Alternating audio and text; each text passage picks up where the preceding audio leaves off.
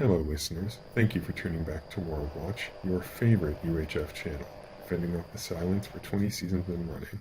If this is your first time listening, I would like to welcome you to the frequency and say thank you. On this frequency, you'll hear the world that the silence won't let you see, so I can bring it to your little pocket of radio. I'm your host, Stradanik, and let's start the night. Our current destination is the famed City of Shards. The city is best known for their megacorp that runs it, being notorious for many things, but known to most as Bloodcorp for the war over the Wet Desert.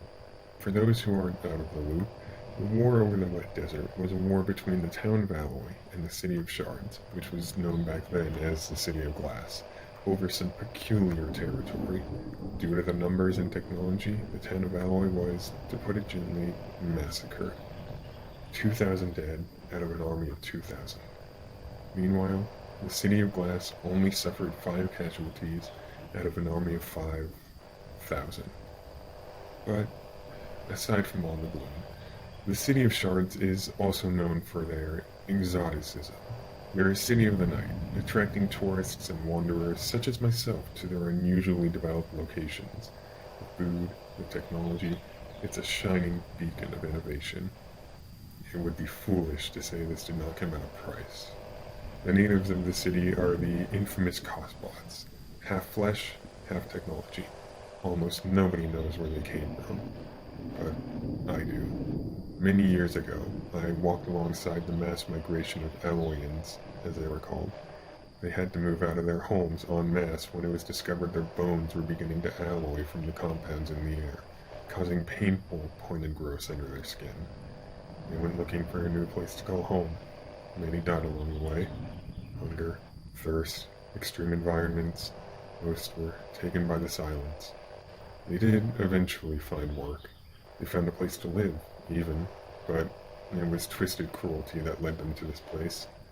The City of Shards was the only place they could find work and shelter. The Megacorp hired them. They offered them housing, food, security, and a price. Their new lives came stapled to an agreement. They'd have to work in the city for their entire lives, lest be kicked out. They agreed. They had no choice. They were fitted with robotic augments to keep them working longer and better. Of course, to keep the radio station friendly for all listeners, I won't go into detail what happened next, but there's a reason the city is known for their thrifty nights. I do apologize for the tangent, listeners. It's just, I feel strongly about this.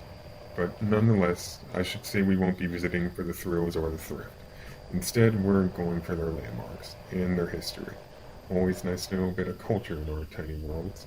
We'll stay for one night and leave after the first night, so we can experience just a little bit of festivities. And don't worry, the young ones can still tune in. Although they should be asleep, right, youngins? It's alright. I won't tell your parents. If I'm not mistaken, those are the city lights just over the horizon. Perhaps 30 kilometers out. The night is still fresh, so we should arrive sometime in the morning. Unfortunately, it does not appear that the landmarks outside the city are discussion-worthy. Just green, flatlands for a long while. So it is now that I will resume our regular music so the silence doesn't creep in too close for comfort. Today's recovered track will be that of Home, a collection found in a safe in a prior location. Although humans weren't good at surviving, they sure are great creators. Even after all these countless generations, their cities and their art still stand after them. You did good, humans. You did good. Anyways, listeners, I will see you when there is something to report on. This has been World Watch with your host, Stradanik, and don't forget to keep your radios on.